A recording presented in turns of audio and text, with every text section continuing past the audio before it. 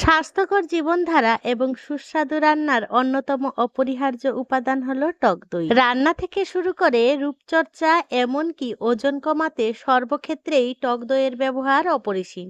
বিশেষ করে গরমের দিনে শরীর ঠান্ডা রাখতে এবং হজম প্রক্রিয়া উন্নত করতে এর জুড়ি নেই।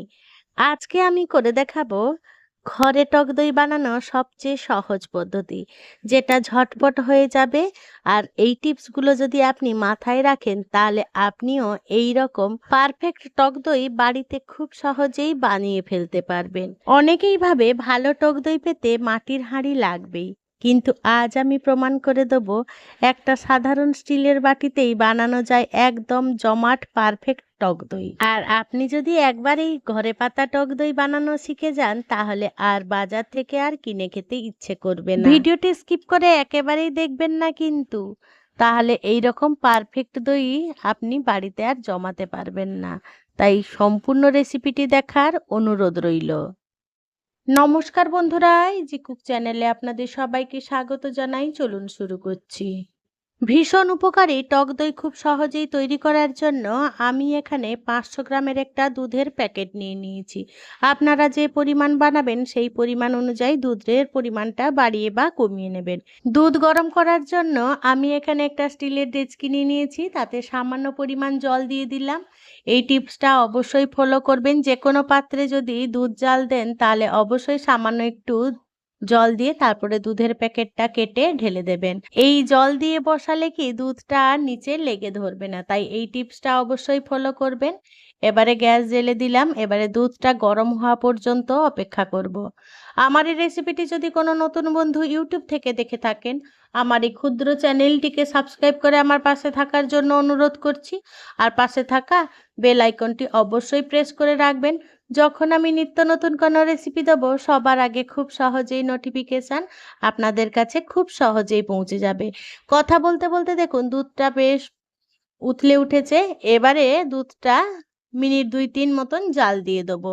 আর এখানে খেয়াল রাখতে হবে দুধে যেন কোনো রকম সর না পড়ে, তাই সমানেই নাড়াচাড়া করে দুধটা আমাদের এইভাবে ফুটিয়ে নিতে হবে। খুব বেশি ফোটানোর দরকার নেই, জাস্ট উতলে উঠে তারপরে 2 মিনিট মতন জাল দিলেই হবে। এবারে দুধটা ঠান্ডা করে নেব।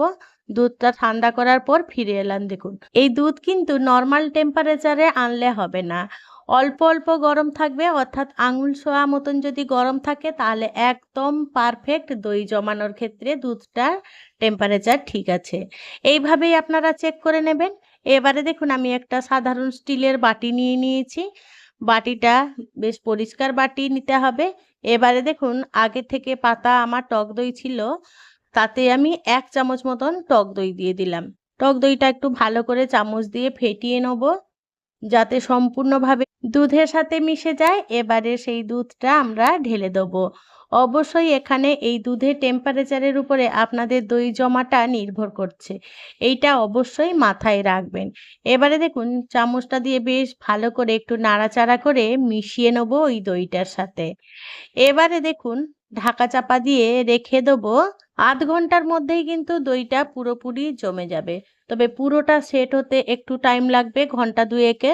তো ঘন্টা 2 পরে আমি ফিরে এলাম। দেখুন দইটা আমার খুব সুন্দরভাবে জমে গেছে। এই অবস্থায় আমি এই দইটাকে ফ্রিজে তুলে দেবো। ফ্রিজে তুলে দিলে আরও খুব সুন্দরভাবে সেট হয়ে যাবে। দেখুন ফ্রিজে আমি রেখে দিয়েছিলাম, তারপরে আপনাদেরকে দেখাচ্ছি কতটা সুন্দরভাবে সেট হয়ে গেছে। এই রকম ঘরে পেতে নিতে পারেন খুব সহজ পদ্ধতিতে। আর আমি আপনাদেরকে কেটে দেখাচ্ছি, দেখুন কতটা পারফেক্ট আর কতটা ফ্রেশ ফ্রেশ হোমমেড টক দই তৈরি হয়ে গেল। দেখলেন তো বন্ধুরা কত সহজ পদ্ধতিতে। আর স্টিলের বাটি, কোনো মাটির হাঁড়ি দরকার নেই, আর কোনো রকম ঝামেলা ছাড়াই আপনি একদম বাজারের কেমিক্যাল মুক্ত হাইজেনিক দুধে গন্ধে সুগন্ধে ভরপুর আমাদের টক দই তৈরি হয়ে গেল।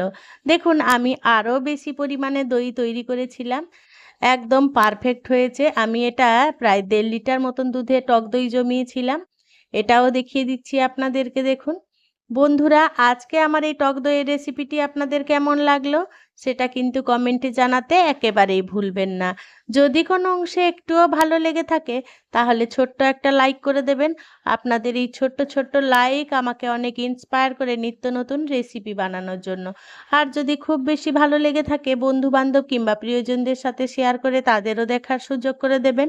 বন্ধুরা, আমার সাথে থেকে পাশে থেকে এতক্ষণ আমার এই টক দইয়ের রেসিপিটি দেখার জন্য আপনাদের সকলকে জানাই অসংখ্য, অসংখ্য ধন্যবাদ। আপনারা ভালো থাকবেন, সুস্থ থাকবেন। দেখা হবে পরের কোনো নিত্য নতুন রেসিপিতে।